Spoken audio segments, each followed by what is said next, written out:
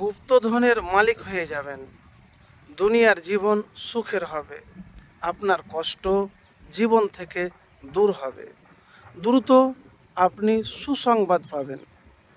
আমি এমন একটি আমলের কথা বলবো আল্লাহর নামের, এবং এই আমল যদি করতে পারেন তাহলে কারো কাছে কখনো হাত পাততে হবে না।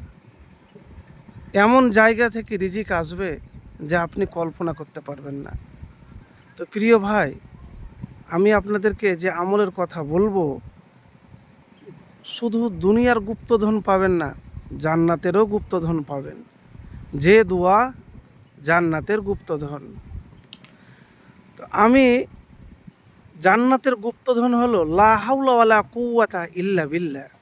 এই বাক্যটি জান্নাতের ধন ভাণ্ডারের অন্তর্ভুক্ত।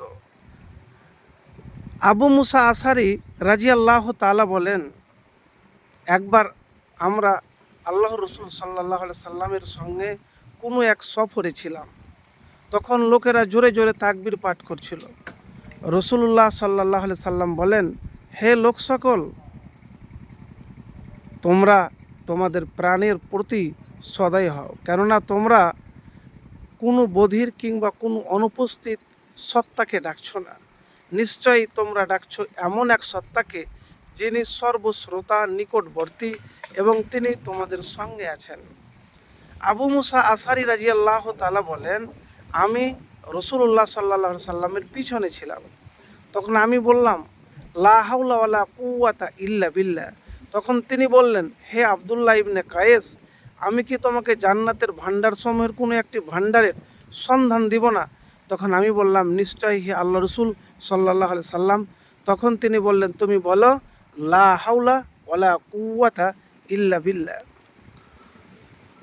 মুসলিম শরীফ 6616 নম্বর হাদিস, ইবনে মাজাহ 3824 নম্বর।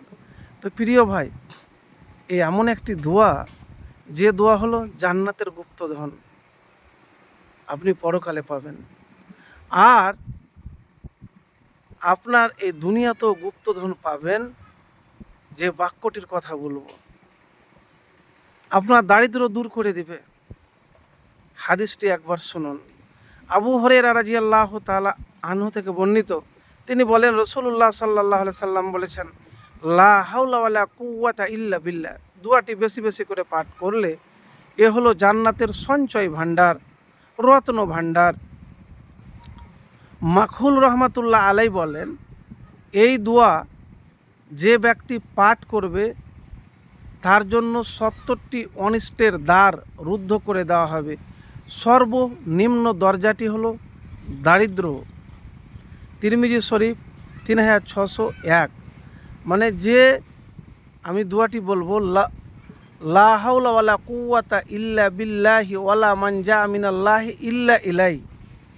মানে 70টি অনিষ্টের দরজা মানে বন্ধ করে দেওয়া হবে, আর সর্বনিম্ন হলো দরজাটি হলো দারিদ্র। তো প্রিয় ভাই, লা হাওলা ওয়ালা কুওয়াতা ইল্লা বিল্লাহি ওয়ালা মানজা মিনাল্লাহি ইল্লা আলাই যদি পাঠ করেন, তাহলে আপনার পরকালের জন্য গুপ্তধন পাবেন ইনশাআল্লাহ, মুমিন পরহেজগার মুত্তাকি হতে গেলে। আর দুনিয়ার জীবনও আপনার দারিদ্রতা যে আছে ইনশাআল্লাহ দূর হয়ে যাবে। তো প্রিয় ভাই, গুপ্তধন পাওয়ার জন্য দুনিয়াতে যে আমলের কথা বলবো, একবারে সহজ আমল, শুনতে খুবই সহজ কিন্তু বাস্তবে পালন করা খুবই কঠিন। সে আমলটি কি জানেন? সেই আমলটি হলো আল্লাহকে ভয় করা। সূরা তলাক 2 এবং 3 নম্বর আয়াত।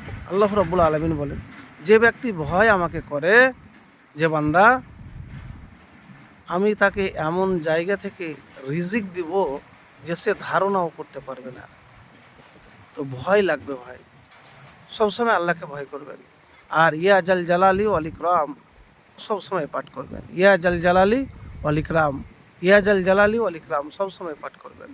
এভাবে একবার আমল করে দেখুন, ইনশাআল্লাহ ফলাফল পাবেন।